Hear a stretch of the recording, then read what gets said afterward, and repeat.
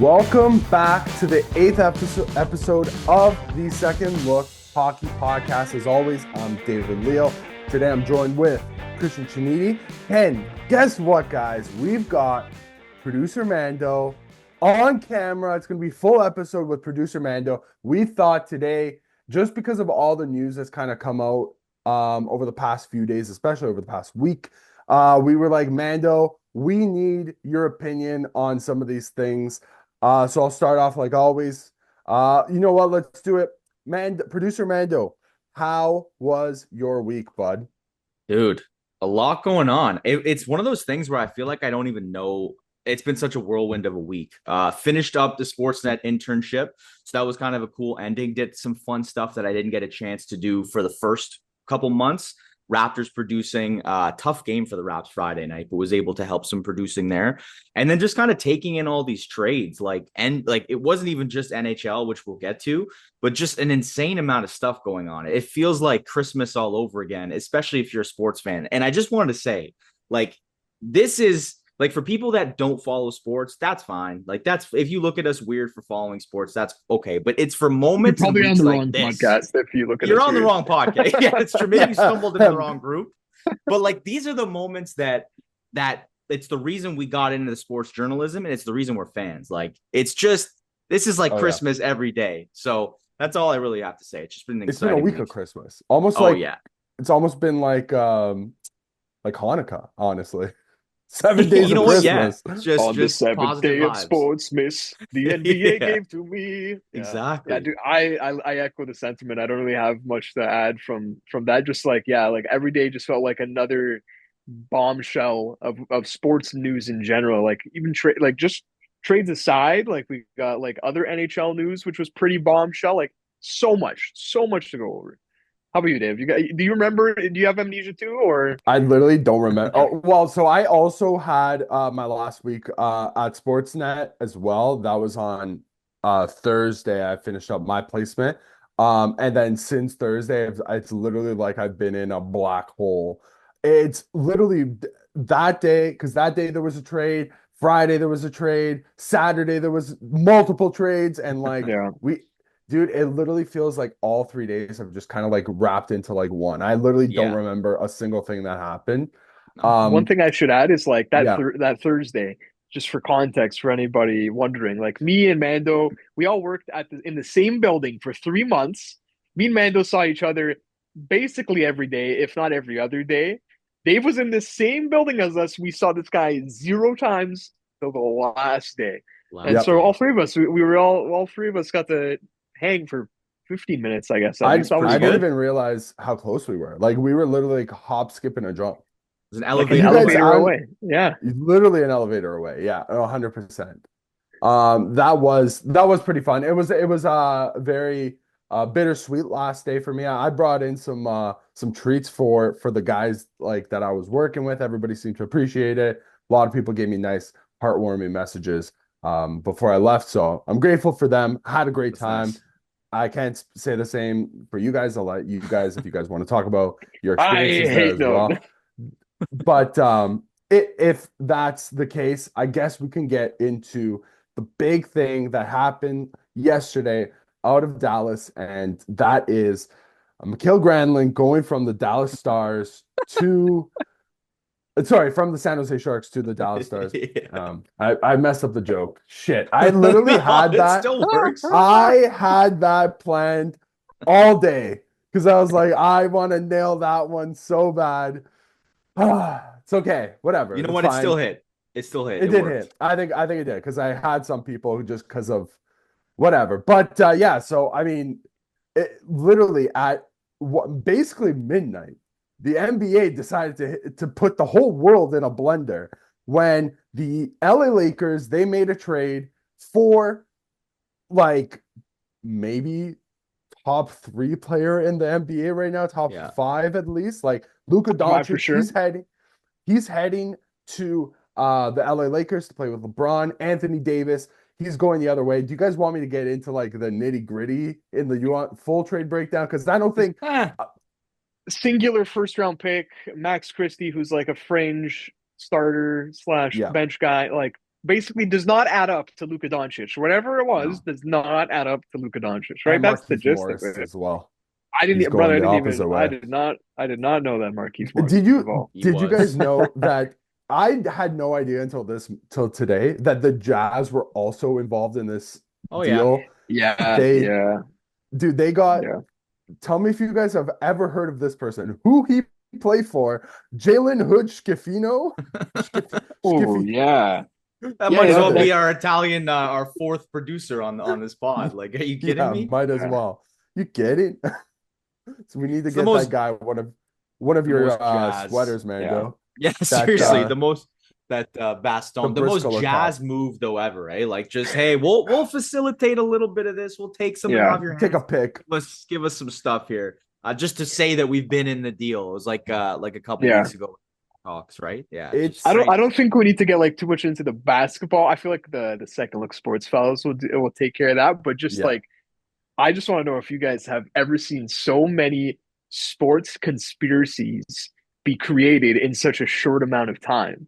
Because from the moment that Shams Charania puts that out there, I see people saying this guy's hacked. He's hacked. This is a I thought joke. he was. Someone got in his Yeah. account. They made up a little graphic, like they did a good job, but he's hacked. Then he goes and tweets, "This is real. Yes, this is real." And everyone's like, "Wait, what? He's Yeah. not hacked."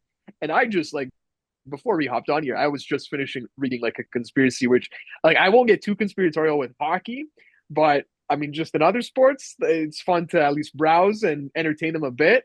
People saying how, oh, this is the Seattle Supersonics 2.0. They're gonna tank the team. The attendance is gonna be crap. They're gonna actually move the team to Vegas, whatever. Like I've just seen so many people The lose their Mavs? minds. Like, yeah, the Mavs. Wow. Yeah, no, I know. Just like people losing their minds, whether there's like any logic to these theories or not, it's just hilarious to see. Can you guys recall like so many conspiracy theories at once in sports? Like it's crazy, crazy. Honestly, dude, I don't. I'll be honest. Is this the biggest like league altering trade? I'm gonna go off on a limb and say, is this the biggest league altering trade since Wayne Gretzky moved Yeah. to the LA Kings? That's the one that when you were posing that question, that was the only thing that I could think of was the Gretzky move to LA. Like, and again, LA, right? And now you have two Slovenian players in LA. I've never seen, to your point, Cristian, like it's a good question. I agree with that, Dave. I think that's accurate. I think it's the biggest trade in NBA history. I'm not a massive basketball guy, but my God, like the top three player and in his prime, 5-time All-Star, like you're in the finals last year. And I understand there's all these, like we were saying, there's all these conversations about what may have went down and the money and the conditioning, but like, especially with all of it going so quietly, like the fact that no one outside of a couple executives knew, like imagine you're Doncic, you're probably out, you're probably out in Dallas or wherever you are. Maybe he's back home. I don't even know where he was. Right? Just vibing. You pull up your phone, you're like, hey, pal, we'll see you in LA. Like, what do you mean? Hey, pal. Hey, pal. Take the first flight out of here. What? What do you mean? Where am I going? If only we got a game today. Do you guys remember the Gerard Gallant memes of him going off to the airport on the taxi because the team wouldn't? We got those of Luka. I'd like to think Luka at least took an Uber XL to get to the airport at the very least. At the very least. Crazy.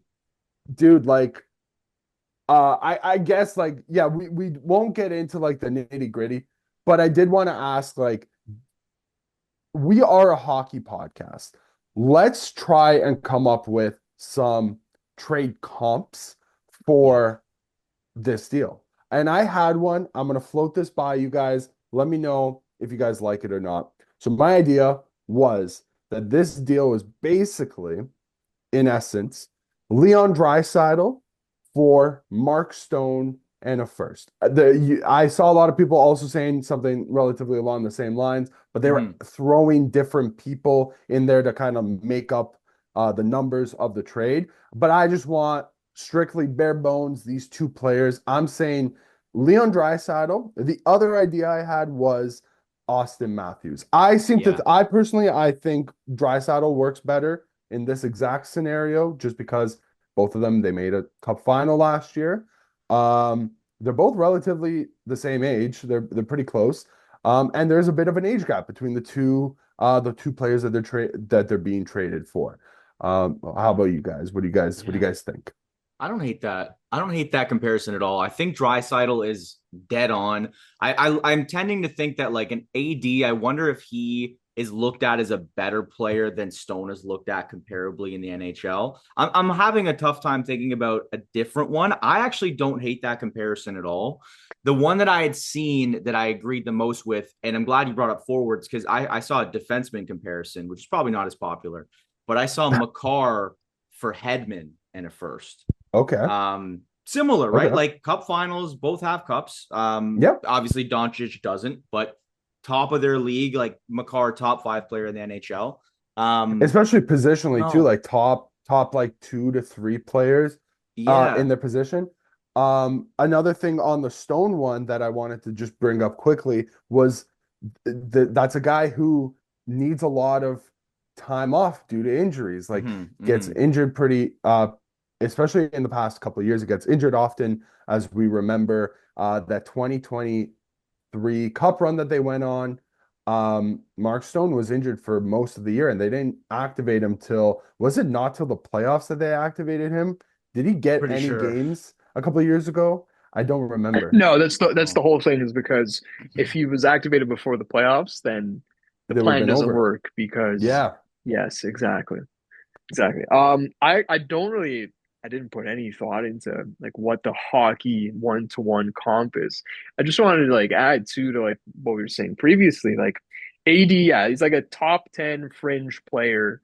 And it's just the idea that that's got to be like one of the biggest deals at face value. Because I think there's like deals that in hindsight, you're like, oh, this had a bigger impact maybe on the league when you look at it years later. Like how league trajectory changing is the Paul George to the Clippers for SGA trade, Fresh. right? Right. And this was But on the pre, spot, it's like you're just like, yeah. oh, this is your standard star player goes to LA, they get a promising young player back, but you And don't who think knows as much of it, and who Yes. knows what right? the young player turns into. It's like you get the So proven exactly, commodity. And Paul yeah, George, if you remember after that trade, he had just come off of uh I don't think he won an MVP, but he was on like an MVP he had a like really good season in OKC. Yeah, I yeah, think like he because was they first sent him there, and it was like, why the hell am I in OKC? And then he did have like a bounce back a year there, and yeah, like he was he 100%. was he was Paul George in his prime, Mhm. right? And so it's just the idea that at face value, just the star power, yeah, like it's just insane. I like both of the comparables the guys have thrown out are just like, yeah, the idea. I didn't put any thought into it. I feel like I don't know if we'd even see like this type of thing in hockey. But the other thing of this, maybe this is the last point if you guys want, is just like the comments from the GM Nico Harrison after just make Yeah. it even more puzzling. Like, oh my Yeah. God, this guy came in with the like the computer generated franchise mode answer of like, I think defense wins championships, and like what? Yeah. Yeah. Yeah, I What? Like know. just This is a guy that puts up a oh my 38 and God. 8 stat line like year after year. Yeah, it's very, very, very puzzling. And I guess we'll see the ramifications of this deal.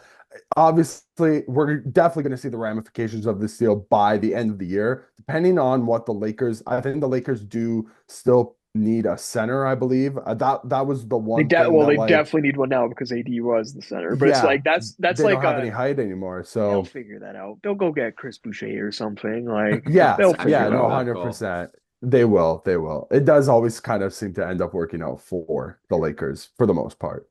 Um, I just very quickly before we get into hockey, we put the through this in. The Royal Rumble was last night. Me and Christian and also Justin on the second look sports Sports pod. podcast. We were going at it all night, the three of us. We were like, "Oh my God, do you guys see this?" I felt like I was 12 years old again. I used to be a really, really big wrestling fan growing up as a kid. I kind of lost my love for it growing up. But I'd say over the past year, I've kind of tuned in a little bit more. It seems to be pretty interesting again. There's a lot of stuff to like about it.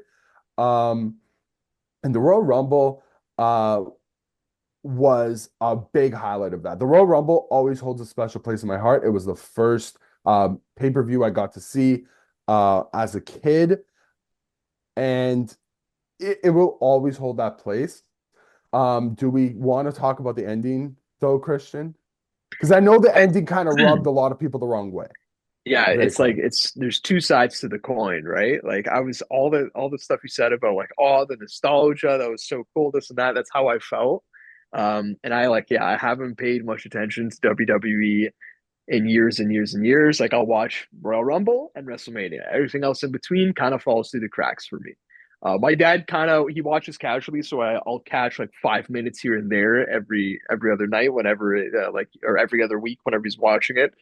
But yeah, like I was so into it up until the end. Like I was totally bought in. I'm like, wow, this was a great pay-per-view. And then you have Logan Paul, Jey Uso, and John Cena as your final three. When the three guys previously Well, the that just got six previously, eliminated. right? Yeah, well, the six, but like, would you rather that final three or the three that were just eliminated in CM Punk, Roman Reigns, and Seth And Rollins, Seth right? Rollins, Which were yeah, having their own separate little fight outside of the arena afterwards. Like that to me yeah. was more entertaining than how the actual event finished. So, as somebody who I like, I'm just gonna give. as I a want to kid, just give two out of 10 on the finish. 8 out of 10 pay per view yeah. in general. Listen, 2 out of 10 on the finish. listen. That's my I grades. will. I will admit, I did like. We all wanted to see a Cena win, but I trust the process though. And here's the thing. So Triple H is running things now, Paul Levesque, and it looks like he's already kind of planting the seeds for what WrestleMania is going to look like. That fight on the outside with those three guys, I could very easily now see a triple threat match at WrestleMania between CM Punk, Roman Reigns, and Seth Rollins. And also, and I said this before, in my, kind of catching in and out of wrestling over the past year, you would have noticed that Jey Uso, who won the Royal Rumble match, has kind of been getting thrown into that big picture. He's kind of being built up, at least over the last 12 months. He had a fight at WrestleMania last year. Was he not one of the co-main eventers? He had one of the The bigger fact I watched spots there. WrestleMania and I cannot like I know he was there and I couldn't tell you about like I think this is the diagnosis. Like this is the problem. It's like Jesus is not doing it for me. As a Okay. casual, as an extreme Yeah. casual, if I just wanted to and listen, I guess like it's not this is I shouldn't be saying that like if I were to want to show someone wrestling, like, hey, just watch Royal Rumble on a one-off, like because that's kind of what I did actually in this case. But like I wouldn't be sold having watched that pay-per-view. Like I'm not hooked now. I'm actually turned off a Fair. little bit after this. Like I don't know. A little bit of sour taste. Yeah. I It know it I know just it's you're right. You can't watch a single pay-per-view and that's it. It's all about the storyline, and that is how yeah. it's basically always been. But I don't know, I was not captivated by the It way that they went about it. So funny enough, the next pay-per-view though will be in Toronto. Elimination Chamber March 1st is in Toronto, and there was a and it caught me by surprise, but John Cena, they were promoting it during the event yesterday, and Cena was like the main promoter of the pay of the commercial. So I in my head, because I was on Mm. Team Cena winning all day yesterday, but then in my head something was like, oh man, they might not let this guy win. Like they might not have a Cena Rumble win so that they could let him go to Elimination Chamber and also get one of the title spots, because that's what it's all about. It's Yeah. about Yeah. the Royal Rumble, the Elimination Chamber. It's all kind of leading You up can't win. to You're not going to win both. WrestleMania. Like it's one or You the can't other. win both So you're because right. once you're in That's one, smart. you can't win the Yeah. other one, right? Mm. Yeah. So So that's a good shout that yeah, you noticed that. Mm-hmm. yeah, it's just like I get it. That is cool though. That like Toronto is going to be the spot for Cena to clinch his last WrestleMania. That's pretty cool. Yeah, that is Dude, cool. Now, John am I Cena, back in? Am I already back? maybe. John Cena's when he announced that it was going to be his final year was in Toronto. That was at that wasn't SummerSlam, was it? No, I don't think it was a pay-per-view. Oh, Money in the Bank. That's where it was. It was at the Money in the Bank pay-per-view that happened last year. That was in Toronto. Because we have a mutual friend, the three of us, Oh, yeah. who Yeah. went to that event. But on that note, honestly, yeah, I don't know if I'm going to tune into the Elimination Chamber. Maybe I will. Just to see how everything's kind of Because going they're to on be. Netflix now, like, and as long as you It's have so much Netflix, like, easier to get a hold of it yeah, now. Yeah. yeah. So maybe I will. So on to something that was pretty entertaining till it wasn't, to something that we kind of knew was going to happen. On Friday, the New York Rangers made a deal with the Vancouver Canucks in which the New York Rangers acquired forward JT Miller, defenseman Eric Brandstrom, and defensive prospect Jackson Dorrington. In exchange, the Vancouver Canucks got Philip Hedl, defensive prospect Victor Mancini, and a 2025 first round pick that is top 13 protected. Guys, we kind of knew this trade was coming. It was almost like a matter of when, not if, it was going to happen.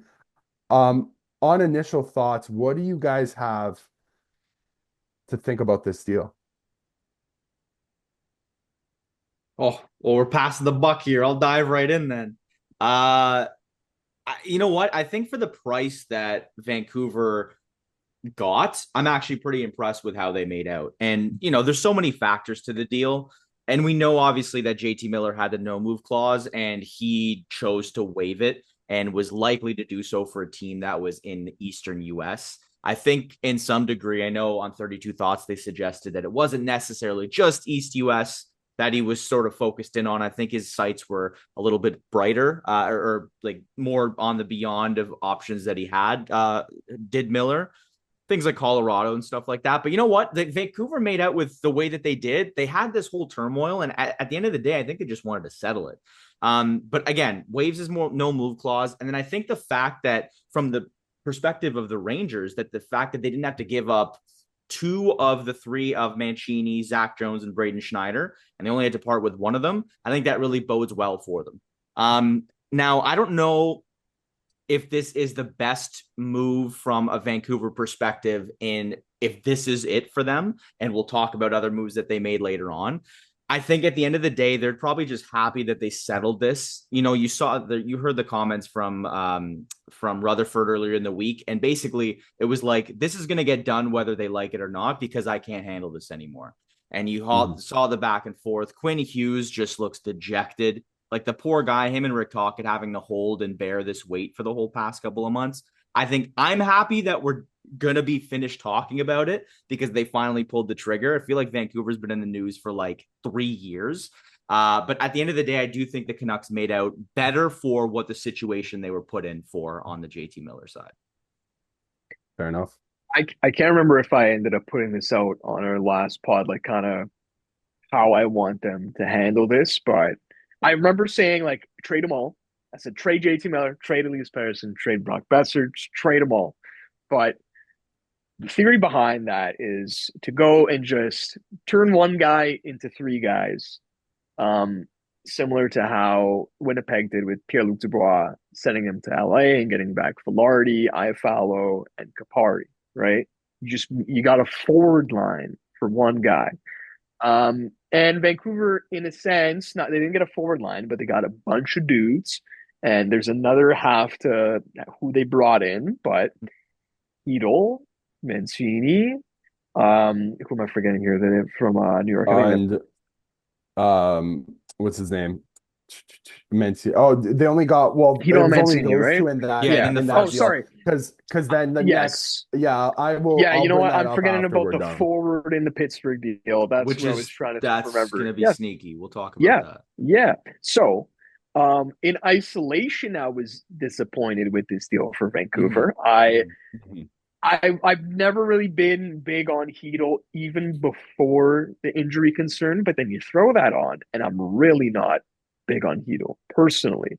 Like he's a 3C on a contender who you might not have game to game depending on what hit he takes. And he's just kind of, unfortunately, he's going to be labeled as the opposite of a playoff player just because of that injury concern. Like is he the closest thing we have now to Andre Kasha? That's kind of the reputation he Maybe. might be having here, right? Like and yeah, that's not That's enough a to have as real your big like one of, concern. yeah, yeah, as a centerpiece of a return. Yeah. Like I honestly, so maybe Mancini is an underrated part of this deal. Like I know Ryan Lindgren was part of past conversations. Um, and so listen, 22-year-old defenseman, right shot. He's put up some points in his limited time up in the NHL. Maybe that's actually a brighter future than Ryan Lindgren, who's an expiring guy, but he's played on a top pair. Like he might be an underrated part of this too. But I like the philosophy. It is what I was saying. Like try and spread out your depth. Um, Yeah.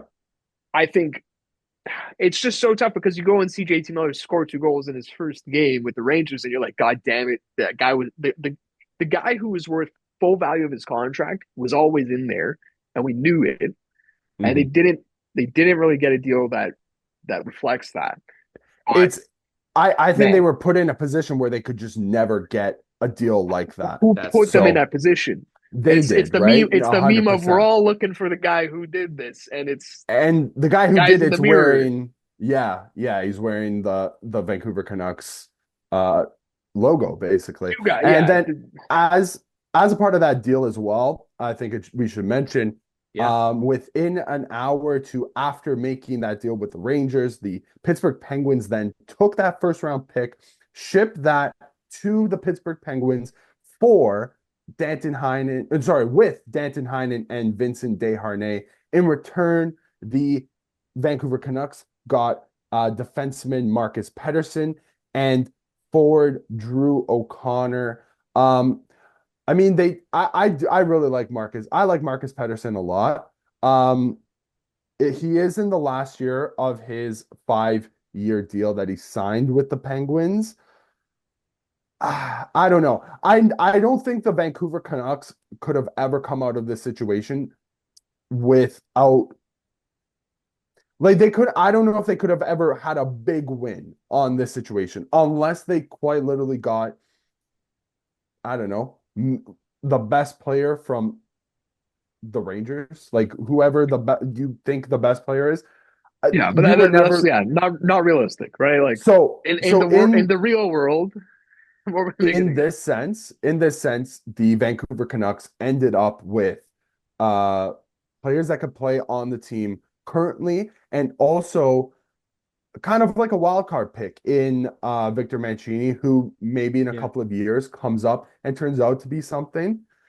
They recalled him already. I think he's gonna Oh, kind of they be like are set. I think he's gonna be like seventh 70, guy. probably in and out. Like their Yeah. bottom pair is pretty much like in flux with like Forward and Susie, who's another not Yeah. always healthy guy. Like I think he's gonna see games very soon. Fair. Okay. I mean, personally, I don't know if I would have done that right away. I would have let him. I think he's only 21 still. I would have just 22. Okay. I Yeah, guess maybe I'm just more of that type of guy. Like maybe just keep him out of that whole situation for this year, especially because like you don't want this guy coming in and he's a part of this deal and he's got to kind of bear the full weight of the JT Miller, you know, circle, like whatever, the whole situation right away. Maybe just let him grow in your AHL, like with your AHL team for a little bit. I don't know. Maybe I'm in the minority in No, that take. I don't. I don't hate that. I don't hate that take, Dave. And the only reason I would say the opposite, and I playing more devil's advocate, but I'm starting to sway more to your side of like, I don't think you should poison this kid mentally. It might be that some of this locker room drama, whether it's stuck around or it's not, hopefully some of it is left. I still think that JT Miller is, like we were saying, like on his own outside of this realm. He's a phenomenal player and he brings so many intangibles. But in order to bring Mancini in, and like for Vancouver, you see their fans, they judge a lot harder than a lot of Canadian fan bases, even. So I think from their perspective, maybe it's like, listen, we lost the trade because we had no choice. We might as well showcase what this kid might be able to do. So at least you can bring some tickets in and have the fans not go, oh, well, the return was Hedel and two assets that we don't really see anymore if you ignore the Pettersson conversation. So maybe it's just a swing to get him involved. And I mean, there's so many more layers to this. I feel like we'll probably end up taking a break soon. But the one thing I just wanted to sort of touch on was now Pettersson is the guy. And which one I'm talking about? The Elias Pettersson of the three that was three the of them, main. yeah. That still doesn't bring it back, Mando. There's two Elias. No, there's two Eliases. The one that obviously makes 11.6 per year. That one is the one now. And this is the main topic conversation. First of all, you're looking at his presser. Dan Murphy had a lot of really good questions for him. But he was you could tell he was kind of holding back a smile. Oh, I won. I basically won this fight, being able to stick around, and they sent this guy out of here. And Murphy asked a good question. And you know what? I'll give Pettersson credit. He answered it well. And Murphy went, do you think the pressure's on you now? Dude, you wanted him out. We gave you 11.6, and then we got rid of the guy that's been bugging you for 2 years. So 100%. And Pettersson went, he goes, I think something along the lines of yeah, I do think the pressure's on me now, but I'm willing to take it and I want it. Now, whether that's a coached answer or whether he believes it, I do think that's the way you're supposed to answer that question. And hopefully he believes it, because that is now, dude, if I'm talking, here's all the power play time. You can pick your line. You can play 21 plus minutes a night. And then if you go to management and say he's doing well, then we're good. And if he's not doing well, then you're like, look, my hands are tied. What else are we doing here? Or I'm gone if I'm talking. You got to take the reins off him, because at this point he's gotten everything he's quote unquote deserved. And he's got to show that he can handle it and he can actually make this team better now. Well, over the past 2 years, you lose your captain last year in Bo Horvat because of locker room infighting. And then you also now lose the other guy who was a part of that locker room infighting. It's at some point, you got to stop passing the buck to the next person. Somebody's got to take a hold of it here. Is it Elias Pettersson? I'm not too sure. Personally, I'm more convinced it's going to be somebody like Quinn Hughes who's going to take I don't even know, can he take another jump? He has been so damn fantastic all season, and every single time we talk about the Vancouver Canucks, it's about the infighting, and it's about the locker room BS. It's never about Quinn Hughes and his Norris level Hall of Fame potential. So I think at some point somebody's got to stop passing the buck. Whether it's Patrick Allvin, whether it's Rick Tocchet, whether it's Elias Pettersson, whether it's the rest of the guys on the ice, somebody's got to take control and steer the ship in the right direction. On that note, I don't know if you guys have any other thoughts on that trade. I've got thoughts, but let's take a break first, because I actually want to revisit the New York side of things. For sure. And we're back. Before the break, Cristian, you said you wanted to touch upon a couple of things that the Rangers got out of this deal. What in particular kind of sticks out for you, besides getting JT Miller going forward? Yeah, how about Jackson? No, I'm joking. I'm not bringing up Jackson Dorrington. I don't even remember which side of the trade he's on. But anyways, no, I mean, listen, this isn't some big brain question here, but how confident are we that JT Miller doesn't just end up running into the same problems he did in Vancouver, or maybe not him running into, causing the same problems that he did in Vancouver? I'm just looking at the roster. I've seen people talk about Mika Zibanejad being a pretty reserved shell guy. Lafreniere is a younger guy. Maybe I'm just throwing names out there. There's really no inclination one way or another. We did have Vinny Trocheck speak and basically say that JT Miller is legitimately his best friend, his childhood best friend. They've known each other since they were 9 years old. They grew up together in Pittsburgh. So there's that. But outside of Vinny Trocheck, do you guys see any reason to have any more confidence or less confidence that this isn't just going to be the same situation all over again? Well, I mean, this is a team that for much of the beginning part of this year, I'd say before the new year, there was a lot of questions surrounding their locker room atmosphere as well. And I know that was a part of the locker room versus the front office, but I do just want to question how bringing in the type of personality that JT Miller has, somebody who's been known to be a very fiery guy, somebody who, when he doesn't get his way, he'll let you know about it. So I don't know if I kind of feel like this might be a little bit of like a ticking time bomb at sorts. So I don't know. Can Yeah. can Peter Laviolette? No, is it Lavio that's the coach It's still? Lavo. It's Lav. Lavio. They didn't fire that poor guy. Oh God. No, Can can Lavio keep JT Miller in check with the rest of the team, or can yeah, I guess that's the way that it's gonna have to be because it's JT coming into a new place. It can't be JT Miller kind of running the show. And I don't think he ever has, no. but he also has to kind I of think real he's tried. I yeah, think that's fair to maybe say. He's maybe never maybe run it, but he's definitely tried.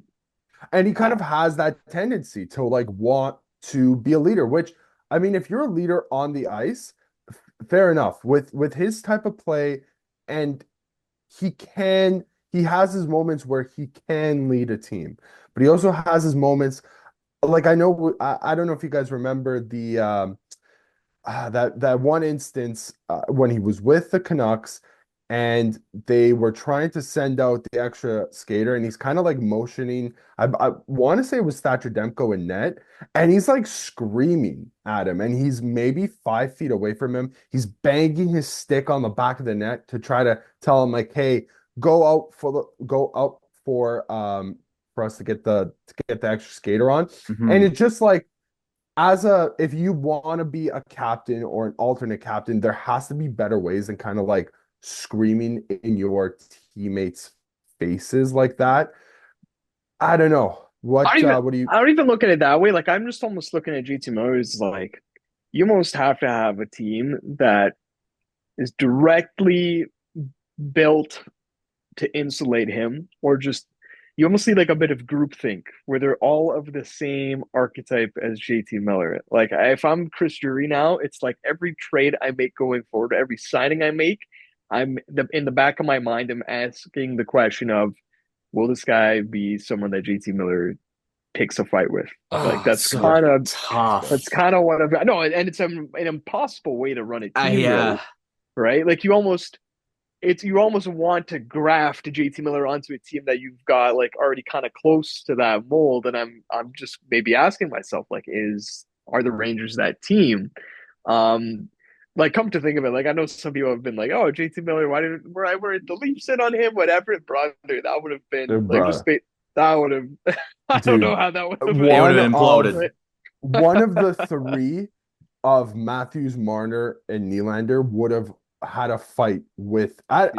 I can't see Matthews or Willie I, I throwing could see hands, I could see Willie I actually. I think actually could. Willie's probably the one that would throwing cause the hands. most grief for Miller. Not about like Yes. Yes, that's a good point. I don't know about him blowing a gasket because I don't think that guy's heart rate has I ever don't gone above like 60 beats per minute. You're But right. Probably not. But he but wouldn't like he caused the most turtle. strife. No, no, Like no. Definitely Willie's not not. the type of guy to turtle, and we've seen him like get benched and like have an emotive reaction on benches and stuff. Like I feel like That's yeah. fair. Anyways, this is all just hypothetical bullcrap. That was my first thought, guys. Okay, I did during the break have a couple other thoughts I wanted to throw Okay. at you guys. Just the Pittsburgh side of it. I know Mando, when I mentioned Drew O'Connor, you're like, yeah, that's a sneaky get. Sneaky get. The O'Connors. Uh-huh. I don't even know if there's a relation between Drew and Logan O'Connor, but they're kind of the same type of guy. I actually don't know, but they're similar archetype players, like speedy guys. Like and I looked, I think he's got 16 points on the year, which like that's third line production. But we talked about like you just need players who can fit on your NHL roster for Vancouver. I think that was an underrated piece. Um, I didn't get much on Marcus Pettersson yet. Like I think he's an ideal four. He is a Yep. number four defenseman through and through and through. He is not the exact same type of player as a Jake McCabe, but he's like that level, I Mhm. think. Maybe Jake And McCabe, some nights he plays like a 3, honestly, the way he's been lately. But I think on a championship team, like he's your 4. And you look at the rest of the Canucks blue line, I think you have your number 3 in Philip Roenick. Mhm. You mhm. got your number 1. You just don't have a number 2. Myers, I So guess. Myers is not is right. Myers is a But he has to play it's a that role. 5. Yeah, is Yeah. yeah. Like Hronek not every team has a 1, 2, 3, 4, 5, 6, but Sure, just like if sure. you're gonna play that game, that's kind of what I'm seeing on their blue line right now. Yeah. barring any more injuries for Hronek, can he maybe I feel like he's somebody who can kind of elevate his game a little bit more than anybody else on that team. Like Yeah. I know it's unfair to throw him into your 2, but I think he does a lot more at least treading water than sinking. By If necessity, he's your number 2. Like by like yeah, 100%. yeah. Mhm. I think To that's me, he's the Morgan Riley. We don't have a Quinn Hughes in Toronto to make Morgan Riley No. look like more like he should on like a proper on a blue line, right? Like championship so team. Yeah, that's fair. so Philip Roenick is insulated by Quinn Hughes, so you're right. It doesn't look as bad. He looks like he treads water because yeah, he can. Yeah, That's just an that's fair. observation I had there. I am No. still and Frege said like PD's probably not going anywhere anytime soon. We already talked about how maybe come deadline if there's still problems, something else happens, but. I'm in favor of more shakeups on Vancouver's end. Brock Besser's an expiring guy. If you can't sign him, might have to do that. I think chaos. This is almost chaos. Vancouver's always chaotic, but I actually think this chaos is going to do good for them. Controlled I chaos, like maybe. controlled chaos. I think that the Drew O'Connor, I think that might be when it all is said and done, when we look back on March 8th, March 9th, I think this is going to be one of the low key like best depth signings of the entire like trade board or the entire trade deadline season. And I just think that based on how the lower half, and we talked about it a little earlier about spreading the depth, but you look at how this third line can kind of break down now for Vancouver. And now positionally things could change, but first of all, Drew O'Connor's 6'4". So this guy's a monster. Imagine putting him out there. Now he's your left winger. Kiefer Sherwood is playing, I think he's playing on his off wing right now. Imagine throwing Kiefer Sherwood on the right side and then Dakota Joshua up the middle. Sherwood, I think, is 6 foot. I think Dakota's around 6'3". But imagine having those guys. Sherwood has, I think, 78, 79 more hits than Garnet Hathaway. So he's got like I was going to 200. say all you need to know about Kiefer Sherwood is that he leads the NHL in hits by a Oh, a mile, Yeah, mile. a a And country mile. mile. Yeah, he's still scoring at like a Yeah. record pace for himself. Obviously, he's not like when he was in Nashville, he wasn't really putting up large numbers. But I think that third line of Joshua, O'Connor, and Sherwood could be a really, really good checking line if Vancouver's able to sneak into the playoffs.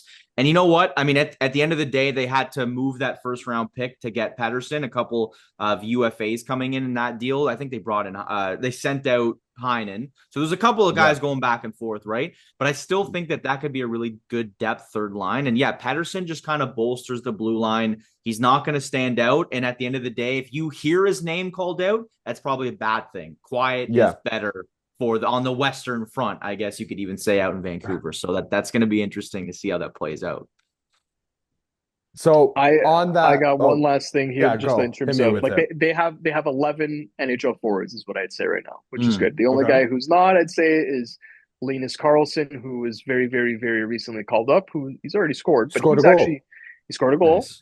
He's the only player on the team not averaging, or only forward in the top 12 right now, not averaging at least 10 minutes of time on ice per game. So they're going to have this kind of rolling forwards style going forward. So just last observation there.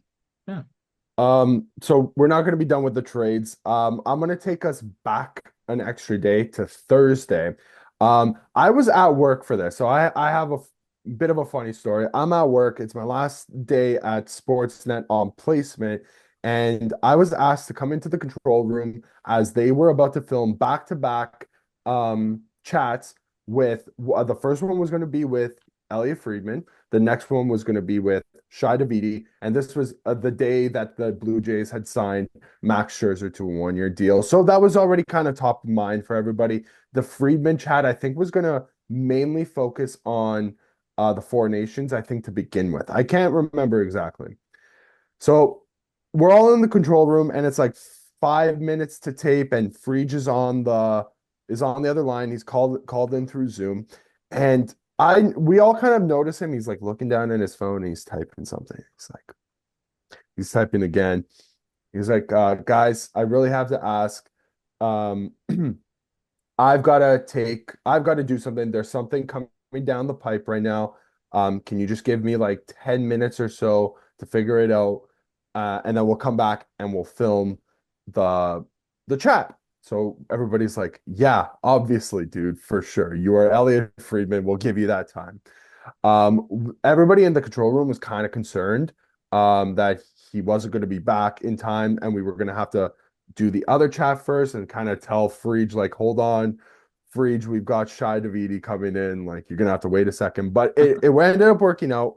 And I had messaged you guys. I was like, hey, something might be happening here. Like, if Frege is saying that, I was like, there's got to be some smoke to the water here. And later that evening, we receive that the Calgary Flames had made a deal with the Philadelphia Flyers, in which the Philadelphia Flyers got forwards Andrei Kuzmenko and Jacob Pelletier, as well as a 2025 second and a 2028 seventh round pick. In exchange, going to Calgary are forwards Joel Farabee and Morgan Frost. Guys, just quickly, what are your thoughts on this deal? Yeah, like this is probably the deal that's happened over the past couple of days that I wouldn't even say it's even. I just think when you look at it from a vacuum, like it's the deal that from both sides, it's just players. Three of the four players involved were first round draft picks a couple of years ago, and none of them have really hit their potential. I think Pelletier's probably played I think the least amount of games by far, 60 career games, as opposed to Joel Farabee and Frost that have been kind of thrust into the Flyers lineup pretty early in their career and maybe asked to do things that they weren't really prepared for.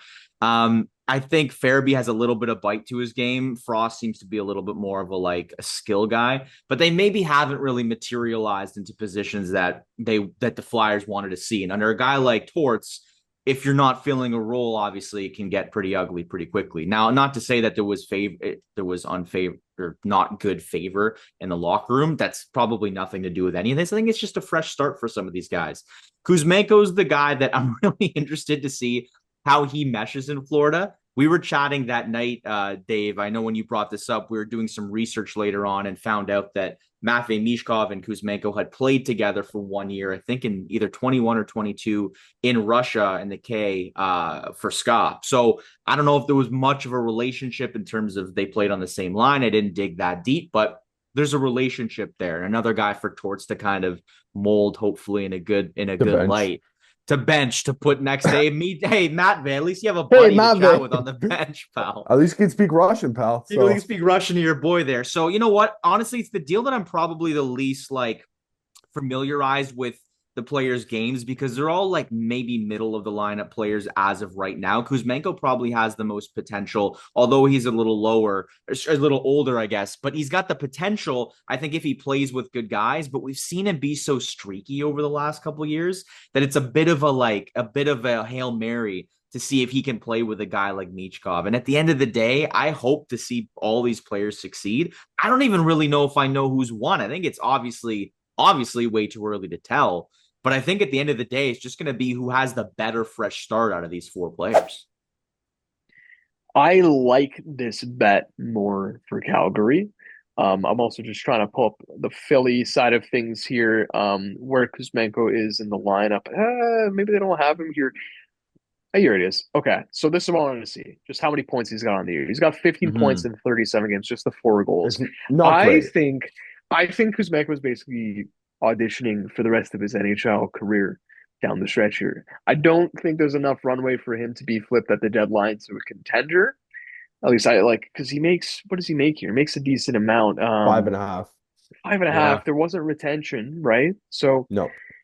So even if you get him even if you get him half retained here, you're getting him at 2.75. It's still a tight squeeze on a contender that maybe is making other moves first. And if he's just a shoe-in, yeah, I think he's going to stay on Philly for the rest of the year. Maybe be that influence on Mitch Kov or his bench forming partner. We'll see which one of the two. But I think he's basically auditioning for the rest of his NHL career, kind of like we saw with Barabanov in that final year with San Jose. That I think he ended up with some injury problems, and it didn't go well, and now he's not in the NHL. I kind of get that feeling with Kuzmenko. So on that sentiment though, with Kuzmenko, this is a guy that you mentioned, 4 goals in 37 games, but has 65 over 190 games in the NHL. So there is definitely a scoring touch there, but you brought it up as well, Mando. Very streaky player, and he's probably going through one of his worst stretches in the NHL, I would say. Maybe he definitely had some bad stretches in Vancouver as well, but when he does put it together, he is a very, very effective depth middle six option. At his current value, though, with 4 goals in 37 games, even at $2.5 million at half retained, even if you find somebody else to take in 25%, how many contenders are willing to take on that bet, basically, right? He's not a bottom six forward. Like that's not. You got to be playing on your PP1. Like he got all of his goals in front of the net in Vancouver when he had a 40-goal season. Like who's taking that on? Who has that spot to fill as a contender? 100%. You've already got that filled. That's why you're doing good as a hockey team, right? And the other thing that concerns me is like if you're trying to imagine up a scenario in where Kuzmenko should succeed, I think he was already in one in Calgary this year. Like he had no reason to be slouching and mad about he was on a team exceeding expectations. There isn't like star power that he has to really be fighting over time on ice for. And unfortunately he wilted in that scenario. So, and that was coming off a decent end to his year last year when he got sent over from Vancouver to Calgary.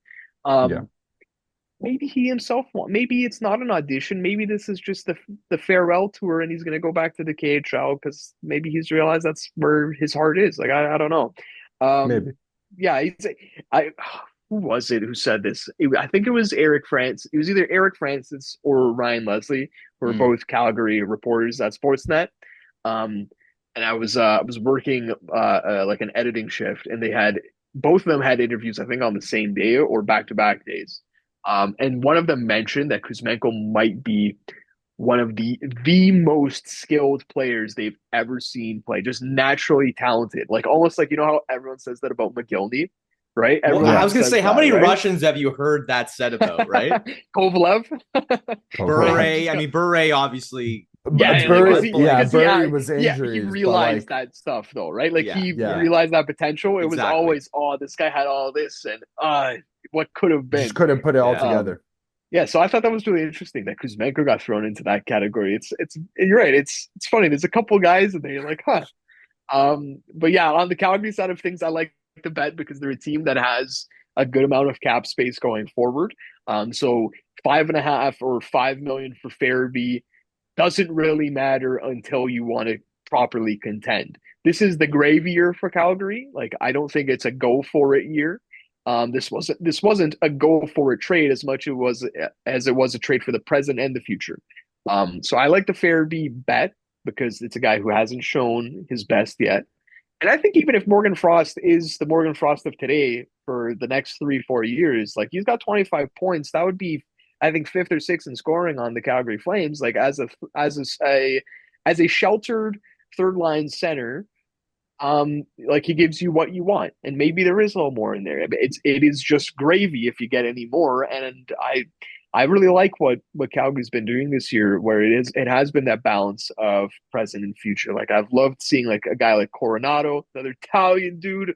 Shout out to our 2026 Italian team. Coronado was a healthy scratch on there. He might be making the team. He's on the team now, brother. He's on the team now. So they've been a really good story. I like that Dustin trade. Wolf as well, man. Oh, he's had a great year. Yeah, man. Yeah, if only he was Canadian, that would have been great. The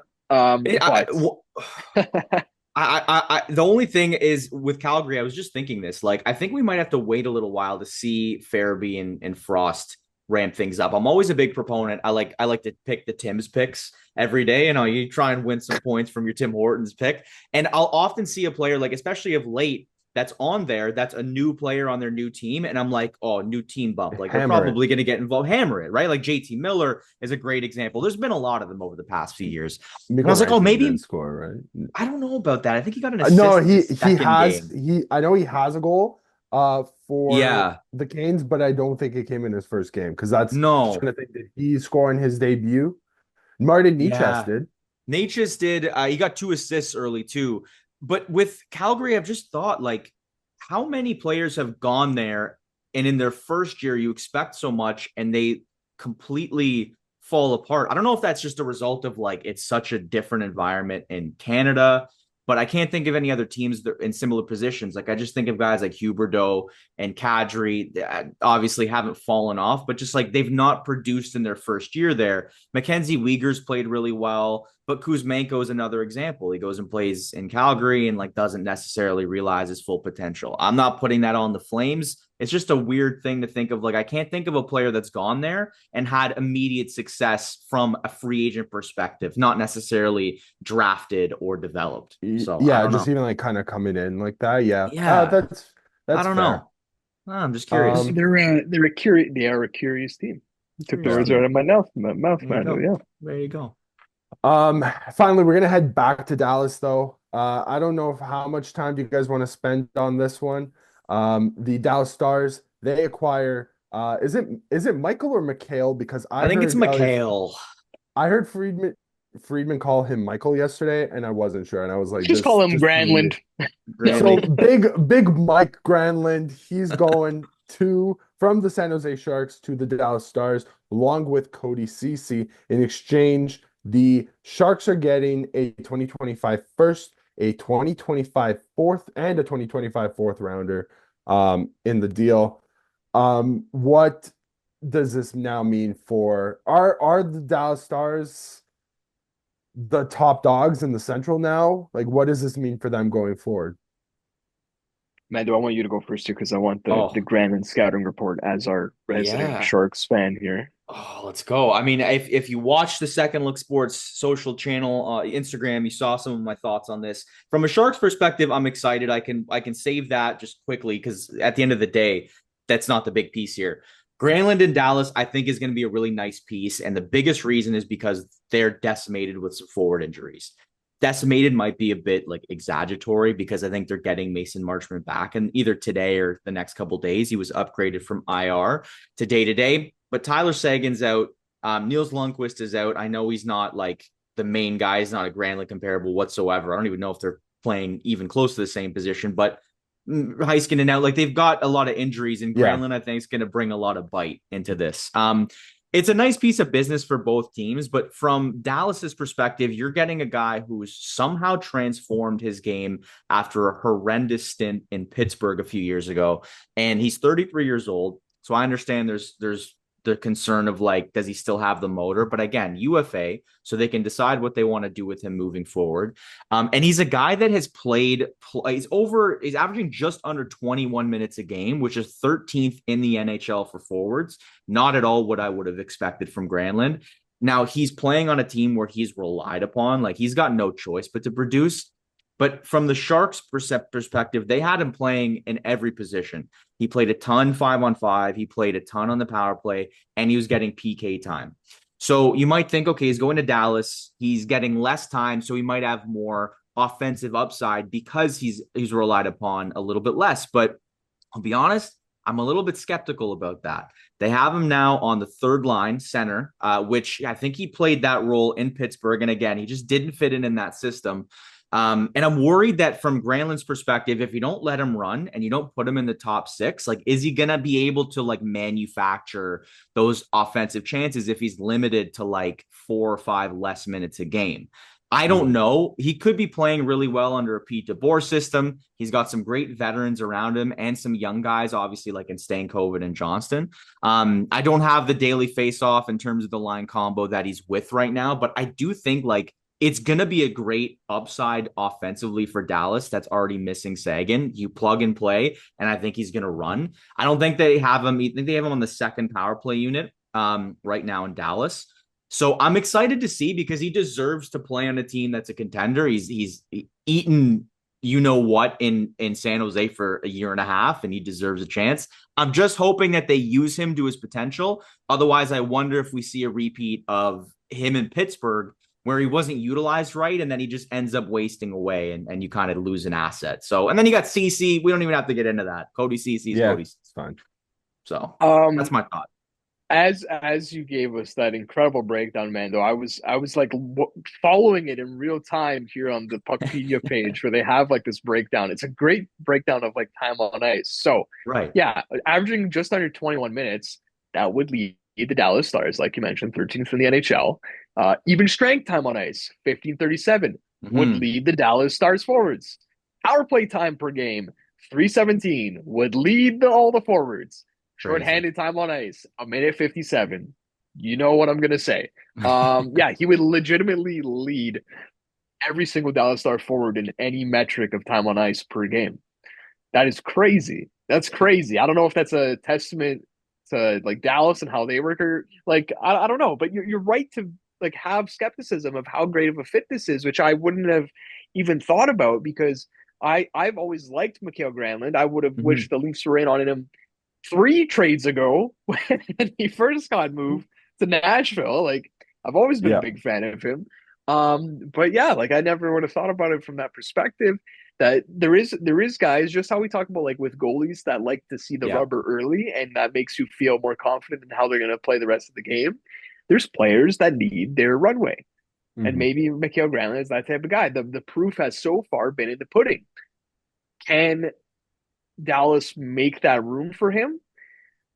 I don't know. They're a really damn good team. He might just by just straight merit be the 6th or 7th best forward, and they just can't really fit him in. So maybe there's a guy in the top 6 that they can actually put in the opposite role, where maybe you actually get more out of them the less you play them. I don't know who that guy would be. I don't want. I definitely pay attention to Dallas, but I wouldn't be able to tell you who that guy is here.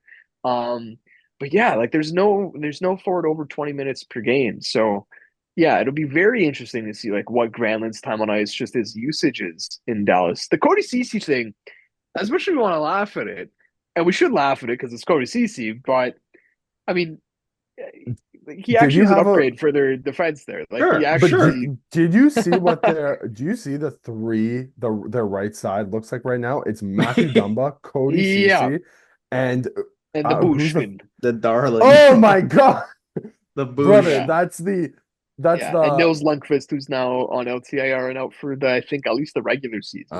No, he's out the regular season at least. Yeah. That's the 21-22 Maple Leafs plus 22 Maple Leaf trade target, Matthew Dumba. Like yeah, legitimately. So listen, man, laugh at it all we want. I'd rather Cody Ceci than I was gonna say rather than Labushkin, and probably not. I'm lying there.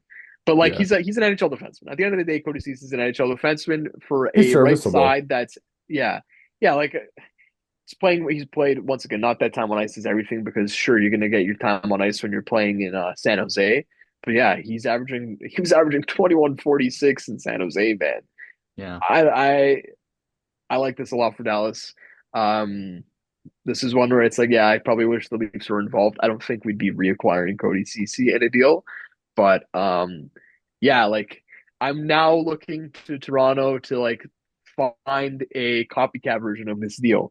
Is it like Gustav Nyquist and Luke Schenn for a first and third? Would you guys do that? Like I don't know. I would like it. I don't know. I'd be tempted. I guess like Nyquist this year, I actually don't think it's like that's the opposite. Where about that. He had a great last year and not so good this year. The Leafs don't have their first though this year, right? They don't. They have a second from Florida and a third, and then next year they have their first, no second, and a third. So listen, this is just kind of like, I don't know, should Toronto be making that type of move? I like that there's arguments to be made on either side. I don't know how much time we have for Leafs today, but yeah, I'm just gonna be starting to pay attention to more of these trades that filter through and asking myself, should Toronto have been in on that?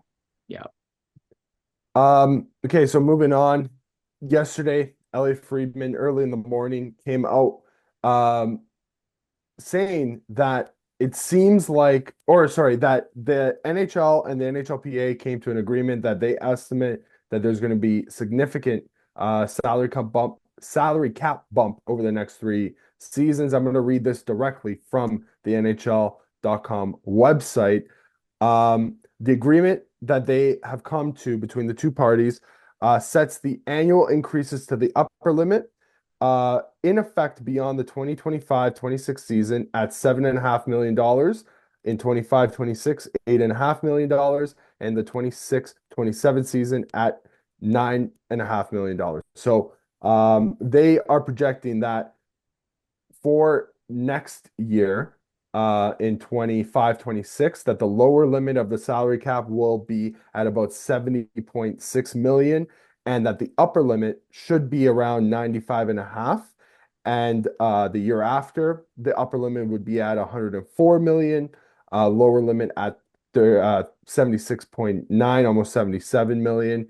And then in the third year of this bump, the upper limit could reach as high as 113.5 million, with the lower limit reaching 83.9 million, which would be more. Like that, how crazy it is to think of that the lower limit in 3 years could be more than what the current upper limit is right now. So now this year, so it's 88 this year, but like still a couple it years is off. But it's very, very close. Just one other thing. So this was on Friday that this came out. It was on Friday. You're right. It was on Friday, but yesterday, Elliot went on headlines and gave us more info and said that those 2027 and 2028 numbers might be on the lower end for the ceilings. Like those are the floors of the ceilings. The floor of the ceiling. Yeah, it's definitely not confusing, but oh my God, guys. Oh Yeah. my God. NHL, man. When was the last time the NHL saw a larger than $5 million jump in the salary cap? This has got to be pre-COVID. I want to say it's like 2017, 2018. They were seeing like $5 million. Yeah. Well, the season right before COVID, and that's it. Like because I don't remember them like really having bumps like that at all. Like it might have been just the season before COVID. It is like since 2005 when the salary cap got implemented, like these 3 years are the highest increase each year, and it would just obviously they're getting bigger. Like it's something especially when you looked at COVID, you're like, okay, well this is never getting back to like the even levels that we saw, and now 4 years later, which is crazy to say, this is the best the NHL has been positionally. It's just unbelievable. So on that note, then what does this now mean for? I guess we could start with the higher end, the teams that can spend the most. And what does this mean for the teams that really can't spend the most, let's say? I think it goes hand in hand. And this is, once again, like this is going to be piggybacking off of our source here, Elliot, who he theorized, and we can get into what we think about this, that the Mikko Rantanen trade might be our first indication of a team with an internal cap going forward. Which I gotta say, on one hand, as someone who lives in Toronto and follows the team based in Toronto most closely, I would say, oh, this is really good. We're going to spend all the money we can. This is great. But just as a hockey fan, as someone who wants the game to be healthy, Colorado's been one of the most successful franchises of recent years, and they have a history of winning at the turn of the century. I don't want to see them as a team with an internal cap. Mm-hmm. That's pretty disappointing. A team that has Cale Makar and Nathan MacKinnon isn't going to spend to the salary cap. I'm out then. Like, not that I'm out, but it's like, maybe I don't like this as much as I thought. That's kind of where my mind went here. I'm very curious to get an idea of how many teams would be willing to spend to the cap on a year-over-year basis. But maybe they don't. Maybe they actually don't have to. Maybe it's fine for the smaller market teams to kind of pick and choose their year, where it's like, okay, we're on the uptrend here, time to buy at the deadline, and we'll spend to the cap for this 1 year, and then next year we're gonna have to cut budget. Like maybe that's how this ends up working. I think we might be seeing we might see like the NHL mirror baseball in that sense. Like I think baseball is more like that. Mm-hmm.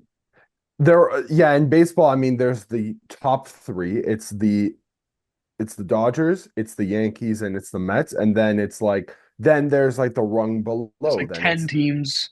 there's 10 teams in that rung below who can spend but don't have the spending power of those other three.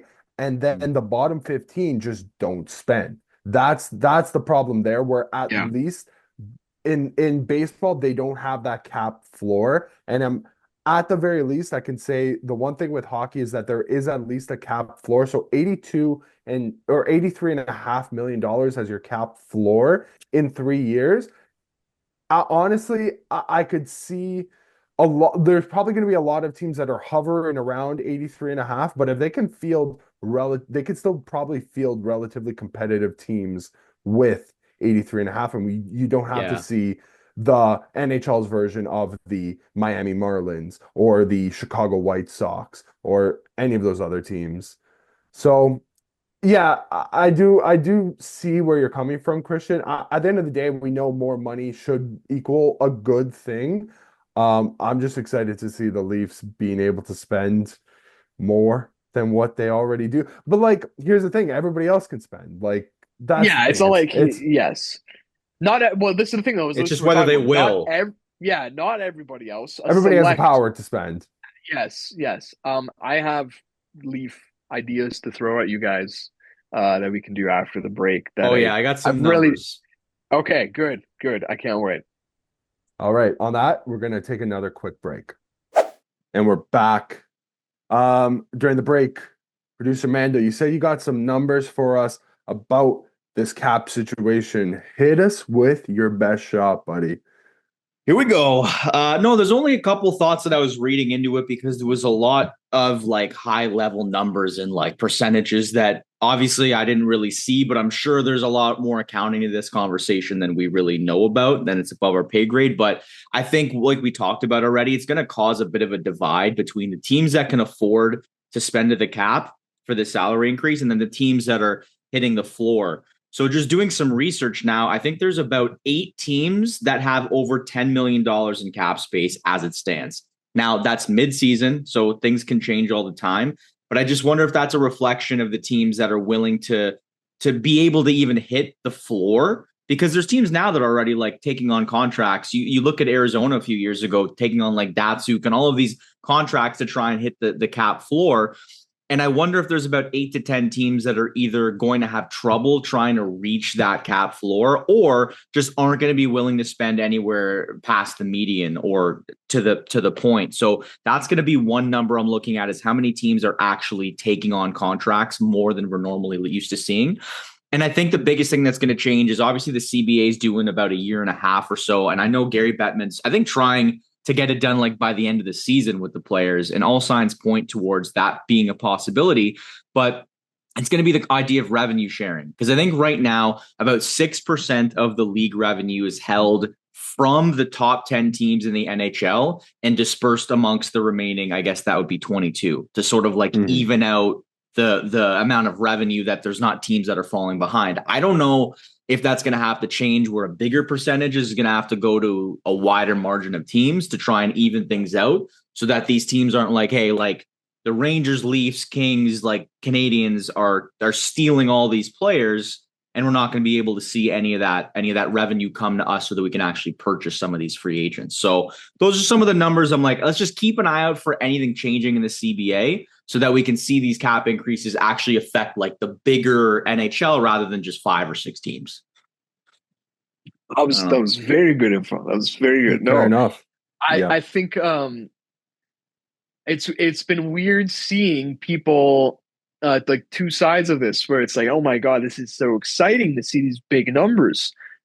And then kind of the sugar crash where we're like, wait, what does this actually mean? What is this good or is this bad? Like there is another side to this that, like you said, probably above our pay grade to fully comprehend, but I definitely comprehend more after you laying that out there.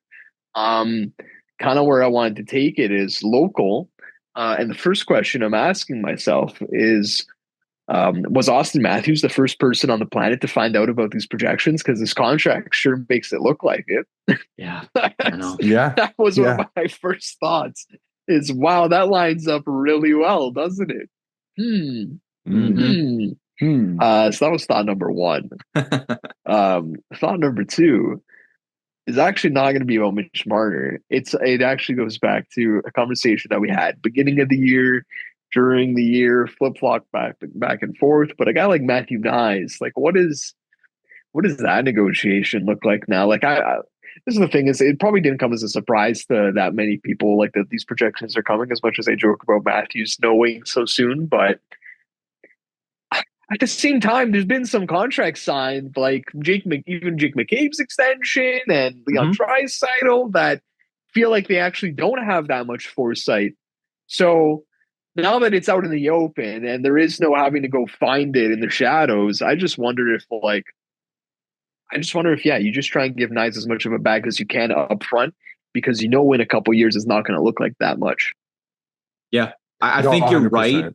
Yeah, I think you're right. I think it's just because everyone is aware of these numbers now. It's like Matthew Nyes is probably going to go, hey, give me two-year deal. Maybe give me like a bridge. Obviously, the bridge is popular, but it's a big risk though. Like how many guys have we seen do it? Matthews is the forefront leader, but we haven't seen a lot of people thought when Matthews did that we'd see so many more guys kind of take his lead. Hasn't really happened. Like there's been some guys like almost directly after, like Dmitry Orlov and Gavrikov signed like 2-year deals. I think Gavrikov is extended now, but the idea being that like they took bets, but those aren't the guys. Like I'm talking guys in the same echelon as Austin Matthews. We haven't seen anyone follow up on what he did. I think the sentiment was when Matthews signed, because when he signed, was it a 4-year deal? But because he was in the year before, it was the year before, so technically it was 5 years. This is year one right now. Yeah, of this current deal, but the one before was a 4-year deal as well, or was that a 5-year deal? I believe that was a 5 or 6 year deal. I think that was a 6. I remember it being 6. Yeah. No, I think it was a 5, but it lasted for 6 years because he was in the last year. Like, sorry, he still had another year to play. I think the sentiment was that because everybody wanted him at that point, they wanted 8 years, right? And it became more of he's going to take more money in 5 years. Why would he sign for 8 years at that point? It was a 5, Dave. It was a 5. So my thought is he just signed another 4, but which turns into 5 years, because when he had signed it was in the middle of the 4th year. Does the top players should be maximizing their profitability, this is a conversation we've had before, Dave, where it's like, is this Matthews, not fault is the wrong word, is the question about why is it Matthews like all the other stars that take 8-year deals or whatever? The question is more, why aren't all the other stars like Matthews that maximize their don't want to take? So in the case of somebody like Nathan MacKinnon, I guess even like MacKinnon, maybe they just didn't have the foresight. Then the best example of this, though, you brought it up, is Leon Draisaitl, who just signed his 8-year extension. To an extent, even William Nylander, maybe they didn't have the foresight because both of those guys, if they had signed shorter term deals, maybe 4-year deals, 5-year deals, that could have paid huge dividends after the end of their contract. And even a player like Connor McDavid, like, does he also now go for another supermax? He seems like the type. He already took it once. He kind of seems like the type to do it. But now hearing all the numbers being thrown around, would a player like him, would he consider taking a 3-year deal? I don't think it's possible, but if he really wanted to max out his profit, to max out his potential profits, maybe that's the way. That maybe it's not the generation that's currently playing, but maybe it's the next generation, the guys that are being drafted. Bedards and Celebrini second. The contracts. I don't know. That lines up right in line for. Until I see it, it's like I can't believe it until I see it. No, 100%. Idea. There just seems to be there's a clear, like, from the top down, there seems to be like a bit of a divide. Like, sure, the guys that are on Toronto kind of seem to follow more of the maximizing your profitability side of things, whereas somebody like Connor McDavid, he took a real big deal at a time when the cap was going up. That was a pre-COVID contract. So I think even He then, signed for the richest deal in NHL history, but it could have been way richer. And yeah, he made a choice to not, right? yeah. He So set the precedent. He got the best of both worlds, where he became the highest paid player in the world, which was reflected his position on the ice, but he didn't have to go to the extent that he basically just took like 4 steps ahead of everyone. He didn't have to do that. yeah. But Does yeah, like that come into play now in the next negotiations where he did take that money, but at the end of the day, it still looks like a sweetheart deal. I Yeah. think he's going to follow. I think he's going to keep on doing what he's already done. We know what Connor McDavid does. He's shown us it before. Why would I doubt that he's going to do it any different this time? No, Well, I think there's 100%. only one doubt. There's only one doubt. Look who Austin Matthews' agent is, and look who Connor McDavid's agent. I don't know if that means anything. I don't know if that means anything. I'm just saying you're talking about how Austin Matthews was unlike all other superstars.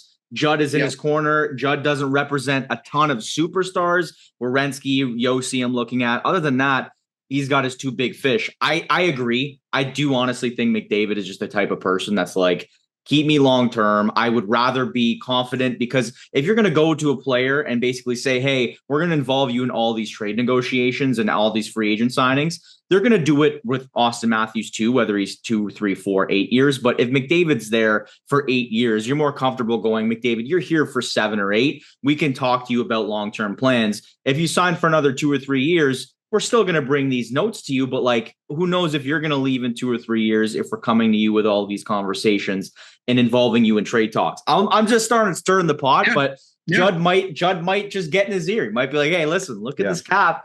I doubt he takes it, but that's just I doubt it too. I know 100%. I just wanted to bring up that point just because like that's going to be the next super max contract that's coming up. And one thing I've just kind of, especially over the past couple of years, I've just never understood. Not that I haven't understood, but I think I think like a lot of these guys are just going to start taking 5-year deals to kind of appease both sides. I think 5 years is becoming the new like middle ground where it's a long enough amount of time, 5 years, so much can change. And we saw like 5 years max ago, contract length in the NBA. It's 5 years. It is the max. And there's a reason why it's that, right? Well, I think it's to incentivize player movement in a sense. Exactly. I think that's kind of part of it. But it goes back to I think we've been saying this before the cap went up, and we still haven't seen people do these 5-year deals. That's fair. I still think it's just a product of the culture that's in the NHL, especially when you get the best player in the world signing his supermax. I have one rebuttal, not rebuttal, but like isn't Judd Moldaver like he was part of Jeff Jackson's thing as an agency? So I think Matthews and McDavid have probably had the same agent for the majority of their career. Probably. So they've already, I think, this is, we don't know this for sure. I'm just thinking to myself, I don't think I remember any like agent changing from either of those two guys other than McDavid because his agent became the president. Yeah. But yeah, like I think we already have the proof in the pudding of if the best player in any given sport comes to you and you're his agent, you're doing what he says. Like you can give him all the business advice you want, but I don't know how much you can't, like, you're not overriding. If Connor McDavid says, I'm the best player in the world, I don't have a Stanley Cup, I need to prioritize winning a Stanley Cup as much as I need to prioritize making money, you're saying, sir, yes, sir, right? Like you're not really saying, well, Connor, if we do it this way and you crunch the number, that's kind of where I'm at on it. And the only thing I'll add in those conversations too, when players are thinking, especially these players that are generational or, the top upper echelon, top 25, top 30, are thinking about their money and their economics when it's just financial, when it's not like you're chasing a cup or you're chasing a winning team. the younger that the NHL gets, the highly skilled, like every year it gets better, it gets faster, and the players get younger, and you're out of the league by 31, 32, unless you're like a really strength and conditioning focused guy, which this day and age there are a lot. My point being, those shorter contracts are guaranteed for less time. You do want to make as much money as you can and maybe sign your couple short term and then you maximize at like 28, 29, 30. Matthews has done that, but there's probably a lot of players that are like, I'm 23. I don't know if I'm going to make it to 32, 33. Maybe I sign 8 years now and we'll see if I can sneak some 2 or 3 years at the end of the career. So I wonder that's why the 5 years haven't really stuck, Dave, as much as you'd think, because maybe players are just scared that they're not going to be able to get, after their 5 years, they go downhill. Do they get another 8-year promise? Probably unlikely. I don't know. I think as long as the 8-year option is there, a lot of guys will take it. Unless you take that option away from them, they're going to gravitate towards it. One last Leafs one, the elephant in the room, the Mitch Marner of this all. Does this change any of your opinion, outlook on how this shakes out? I think the biggest thing that it comes down to for me, like where I think this is all going to lead up to, two things: the AAV and the term. We just had the term conversation.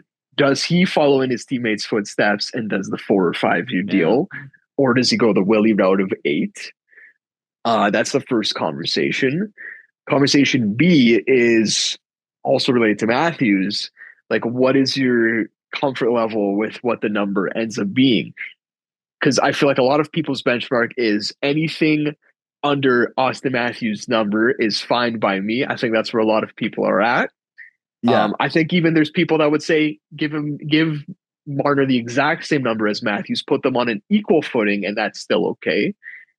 And then I think there's a lot of people who then want to jump out of the pool once they hear that it might be bigger than Austin Matthews' number. So this is the age-old question that we've had like over and over and over again is, are you okay with Marner equalizing Matthews on cap percentage instead of actual raw number value? Because I feel like that's the argument Mitch Marner is going to play. It is. I think that not Mitch Marner, his camp. That's not him. That is exactly what is going to come down to. I think Mitch Marner ends up signing for the exact same cap percentage as what Austin Matthews signed on his current deal, which would in turn make him the highest paid player on the team. Does that sit well with you? You a little queasy right now? If you had asked me that question in the summer, probably would have made me more queasy. But now, like, kind of seeing the numbers it's not like we're hearing the numbers from different sources, and it's like then we're coming back and actually we don't have that type of money. Here's a $2 million increase. Like, no, like we know. We can see the increases are coming. Like there is concrete proof. The NHL is putting it out. There will be increases coming. It's almost all but set in stone. Mm-hmm. And it kind of makes sense why. I don't know if you guys have heard about this, and it makes sense that the Leafs were trying really, really hard at the beginning of the season to get the extension done. Now, whether that's because they knew that the numbers were going to be coming out and they wanted to kind of get ahead of the curve, I have no idea. It's something that could be potentially like what happened. Like, it would be smart. Like they obviously are privy to know what's coming along down the line. Or at least they should be. If they're not, sorry, what the heck are we doing here? I think they got to be on equal footing, though. Like, as I actually, like, Elliot had said that some players found out before some teams kind of caught wind of what these numbers were going to be. Oof. If that's the because you got to remember, Dave. This is, but you got to remember, this is a CBA item, like deal, yeah, right? Like this is a two sides come to the table. This is not just an NHL thing. This is an NHLPA thing. So in a perfect world. And we don't live in a perfect world, but I will tell you, I guarantee that Mitch Marner knows his camp will have caught wind of anything just as quickly as teams, because once again, proof is in the pudding last time around. Yeah, right. That's fair. Right. So I don't know if anyone can get a leg up on it, but I think you're right that the Leafs probably wanted to put pressure on getting that deal done for Mitch, because there is a difference between once again, like we said, the numbers in the shadows versus once they come into the public, and now we have the media's response to it, and now all of a sudden you drum up a new narrative, right? Yeah. So that definitely, and now we're in that world. So when are we getting? I think Mikko Rantanen's number is going to have a. This is the thing: is it either does or doesn't have a snowball effect, because once again, these guys were linked to last time they signed. One of them signed for 10.9 whatever, and his name is Mitch Marner, and the other guy signed for less than 10. Right? I don't think that's going to happen this time around. And part of the consequences of that guy signing, Mikko Rantanen signing for less than 10, is that he had some hard feelings, wasn't going to take a discount the second time around, and Colorado recognized that and shipped him out. That's not a reality we can live in Toronto, because Mitch Marner has a no-move clause. But we can see what this all means when there's a contract to be signed in the summer. And I'm just curious to see if Mikko Rantanen signs for a cap percentage that looks a lot like Nathan MacKinnon's. Even though they're not in the same team now, that's probably the argument he was making. Yeah. And I think the pill becomes a little bit easier to swallow for Leaf fans if Mikko Rantanen signs that contract first, because then you can point to it. But if Mitch Marner signs that contract first and then Mikko Rantanen follows up. And imagine it comes in less. Or it comes in at a even at an equal I don't value. think Mikko Rantanen will settle for less this time, because he did the first time and it led to the breakup of these two. But it wouldn't make sense if he took less. Like that's the reason he got moved. Is like there was the conversations at this point. Yeah. Like, this is why I'm here. You want me. You traded for me. Give me the money that I deserve. Yeah. Like, I think it's clear. I think you're kind of cheering for the Carolina Hurricanes' success, because you want that extension to be signed before this guy gets to the open market. That's true. I think that's a very little story that you got to watch as a Leaf fan. Another thing though is, I honestly lost my train of thought. I was about to say something about Rantanen, and it was going to be a good point. The numbers, Dave. What do they mean? Dave, while you think, because I want you to get that point out, just pay him. I'm so tired of it. I know. Give him the cap percentage that Matthews gets. Mitch Marner plays in all situations. He's playing unbelievable. I know he rubs people the wrong way in the media. Someone probably didn't train him properly. Look, and at the end of the day, like, you can take that away, and you can think that, obviously every minute detail in Toronto is under a magnifying glass, a microscope. They're all the same. A magnoscope. Magnoscope. This is probably what they call it here. Steve Simmons is looking through both. Yeah. So I think it's one of those things where, look, I know it's not settling with everyone, but pay Mitch Marner now, because we see what's going to happen with the salary cap. Give him what he wants here. Mm-hmm. And I hate to say that, because a year ago, everyone had pitchforks and they were going to walk down Bay Street and take him out. I know that we have exactly. It's like, God, it's spray painted blue and white. But at the end of the day, like, I know we haven't seen playoff success. Like the passion. Yet. Man, oh man, we haven't seen the playoff success yet. But look, like, the regular season does mean something. And if we the Leafs end up in first place in the East, whether it's first in the East or just in the Atlantic, it's a big reason is because Mitch Marner, and that eases some 100%. Of the playoff pressure, right? So it sucks, but again, it's going to be really interesting how the dominoes fall, whether it's Rantanen first, whether it's the Leaf, I don't know. It's going to be interesting. The reason I bring up like all these conversations, man, is because I think in my head I'm resigned to the fact that he will be a Toronto Maple Leaf, and not that I shouldn't say resigned, because that makes it seem like, damn it, he's going to be a Leaf. Like, listen, for all the bumps and bruises, is like one of the greatest assemblies of the Toronto Maple Leafs that we've seen in general, across multiple generations. So you take that for what it is. I do think he will end up resigning. So all that's left is the how it happens. And I think all roads lead back to him signing, because the only other way that you don't have him there is going to be through him walking, right? So the Leafs. The other thing is Mikko Rantanen, not from Boulder, Colorado. It's from somewhere in Finland. Mitch Marner is born and raised in Toronto. Yeah. He plays for the Toronto Maple Leafs. And I think that matters, right? Are you trying to appeal to the goodness of his camp and his heart, or I'm trying to appeal to his passion? Yeah, I mean, they tried appealing to his passion before, and him and his camp kind of appealed to his wallet. Yeah. So I don't know how passionate wallet. I don't know how much the passion. Listen, at the end of the day, this could all be like everything kind of gets null and void with playoff success. You get to conference finals at least, and there's we don't care what you pay him. It could be more than Matthew's cap percentage. It could be 100%. Yeah. Then it's like so that's the solution. We figured it out, boys. That's the solution. But here's the thing: we've figured it out. Me saying this shouldn't come as a surprise. We've known what the solution was. It's always been that solution. Have the Buffalo Sabres considered winning? Have they? I don't know if they've actually discussed it. Somebody should bring the Pagulas are Kevin too focused on getting heartbroken in the AFC Conference Championship game. Seriously, they're focused there instead of the KeyBank Center and winning. Last thought here, and then we can do our quick hits. I had a thought today. I just had like a flashback to like 2017, 2018, when a lot of the conversations on any like media outlet in Toronto was, man, you got to win while the core, it wasn't the core four at this point. It was the Holy Trinity. You got to win while the Holy Trinity are on their entry level deals, because like once they sign their big deals, then like teams don't win the cup at that point. Like I just had this flashback moment to like think about where we are now and talking about trying to win a Stanley Cup under the entry level deal and where we're at today. You don't have to respond. Almost 10 years old. That's literally almost a 10-year-old discussion.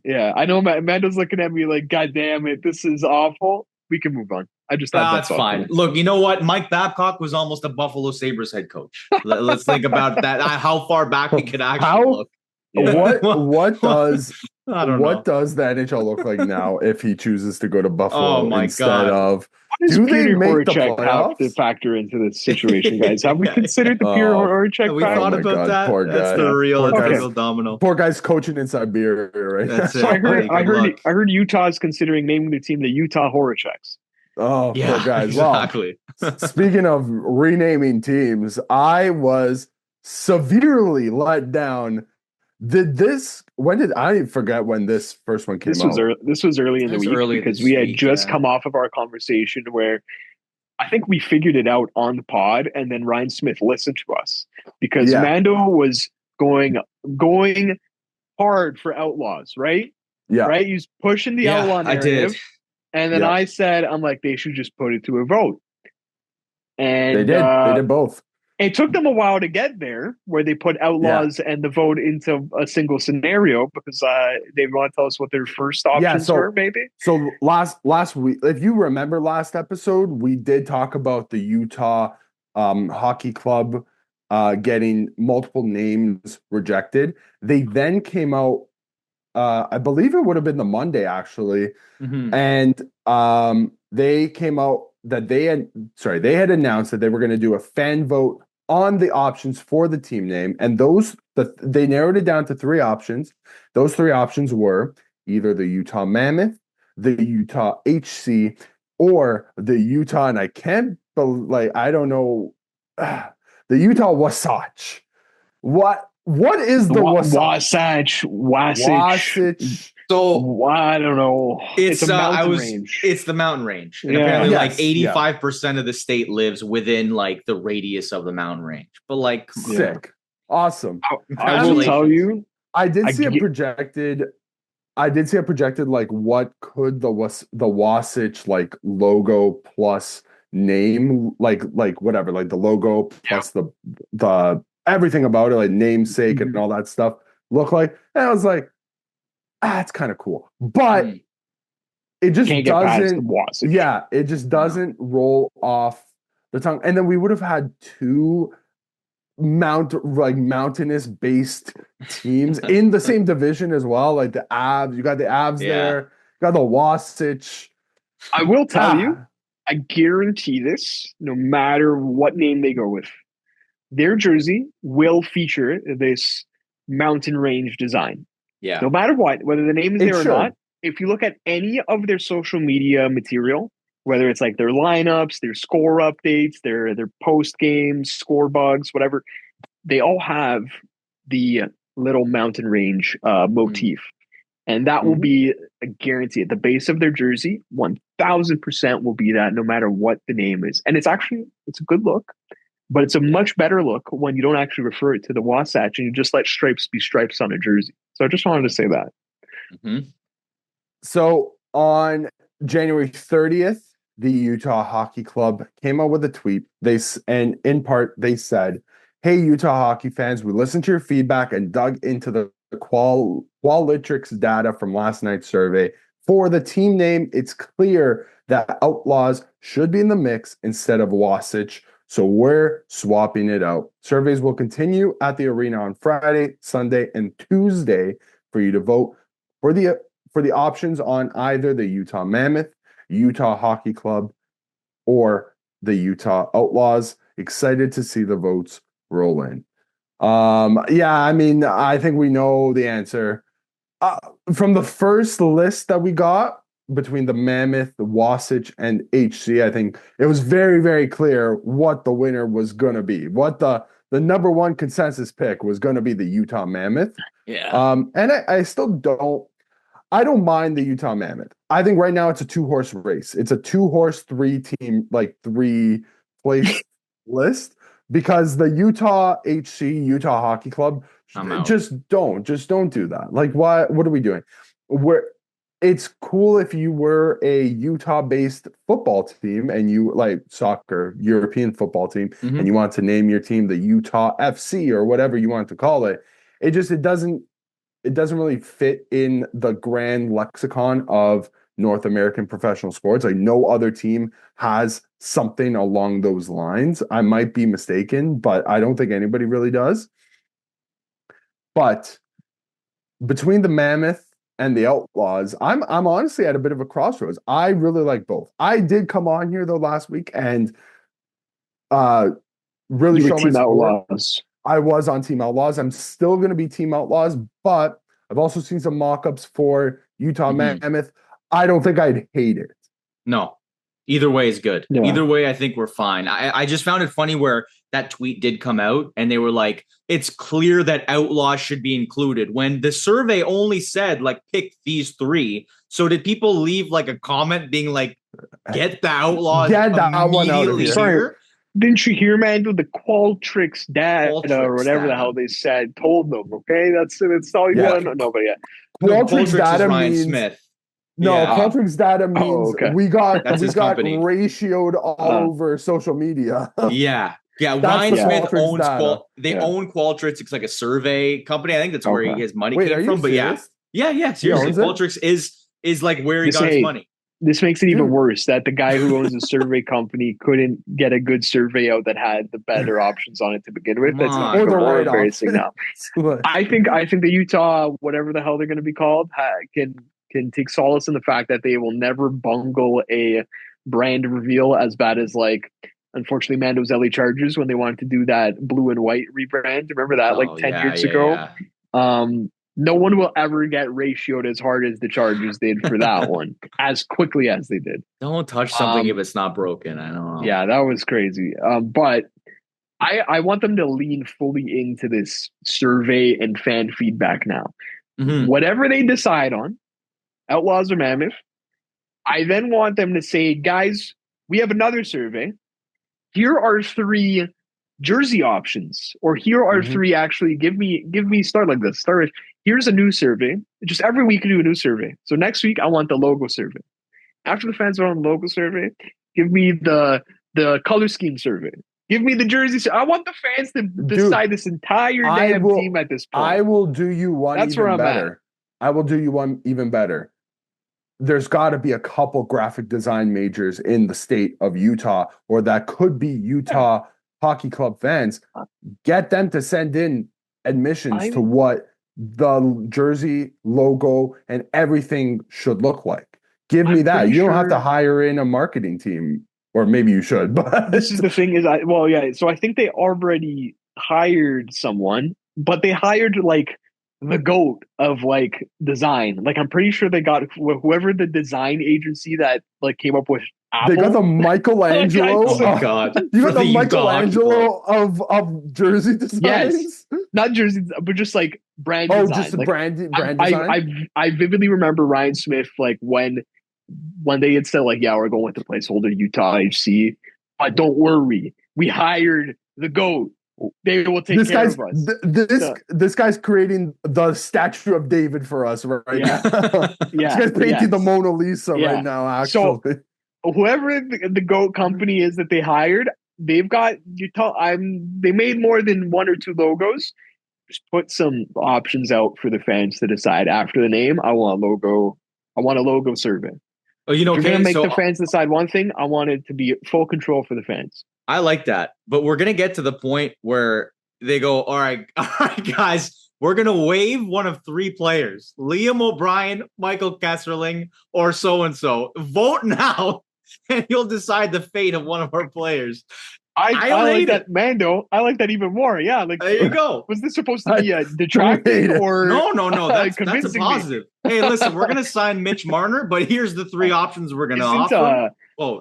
Yeah, like guys, you decide on the contract offer. Yeah. Basically, the Utah fan base just plays Chell in real life through the Utah Outlaws Twitter when it happens. That's it. Like Dave, you would know this. Like, isn't Bayern like a publicly traded company? Like the fans own the team. Like I think a lot of all of the Bundesliga has they have a rule in the Bundesliga where the fans have to own at least 49% of the team. I think at one point it was even more, but like it should be 51, man. There should be different regulations. And there's actually a funny story. Do you know the team RB Leipzig? Yeah. So they are the team technically owned by Red Bull, but there's a reason why they are not called Red Bull Leipzig. While their counterpart in Salzburg and New York are called Red Bull, and that's because multinational corporations cannot own a football team in Germany. So as a result, the Leipzig. So Leipzig is where the Red Bull factory is. That's one of their heads. They got employees to buy shares of the former. I forget what the team in Leipzig was called. It might have been called like Racing Leipzig or something along those lines.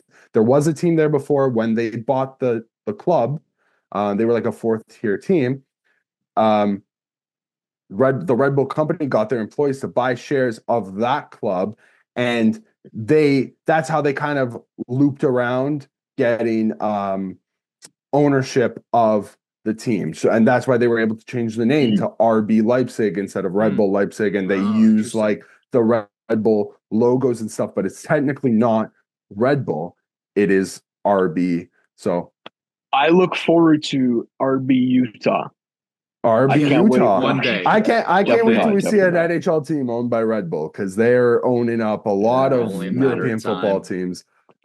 Just very, very quickly, I'm gonna jump on this. We only got a couple of minutes left. Yesterday night in the Ottawa Senators 6-0 win over the Minnesota Wild. Minnesota Wild forward Ryan Hartman, he was removed from the game, receiving a 5-minute major for an attempt to injure against Tim Stutzle off of a faceoff, where it looked like he gave him the pedigree off of a faceoff. As a result, the NHL gave Ryan Hartman, he was offered an in-person hearing. That hearing is going to be held today. Technically, we're going to be posting this on Monday. Yeah. So it'd be at some point on Monday, probably in the afternoon, if I were to guess, like anything from the McDavid stuff that happened a couple weeks ago. So I you know what? I haven't seen if he had any prior discipline. I don't know if you guys know that. He's got a lot. Oh, he has it? He's got seven. He's got like 4 different suspensions for 7 games total. He's getting the probably a big reason why it's in person. Because like at first glance, I don't know if this was 5 games plus at first glance. Like, it definitely intent to injure and whatever. I think if that's any other player in that same position, 3 games. Like it, you know what I mean? If we saw Connor McDavid get 3-4 cross-checking Connor Garland in the throat, and the same with there would have been Tyler Myers that got the same thing. I think that's roughly in the same. I would argue it's roughly in the same stratosphere as much as like the intent to injure and whatever. But yeah, I mean, dude, if you've got you said 4 suspensions. Yeah, I think Mando, 4. if you were Department of Player Safety head George Peros, what are you throwing at him? I think he's getting like 10. Ooh. Get him out. You scumbag move. I don't like the move. I'm sorry. I haven't watched it, so I'm not going to put out a number, but we'll see if George Mando Peros is right. We'll find out. On that note, thank you for listening to another episode of Second Look Hockey Podcast. We'll be back here next week. Don't forget to like and subscribe.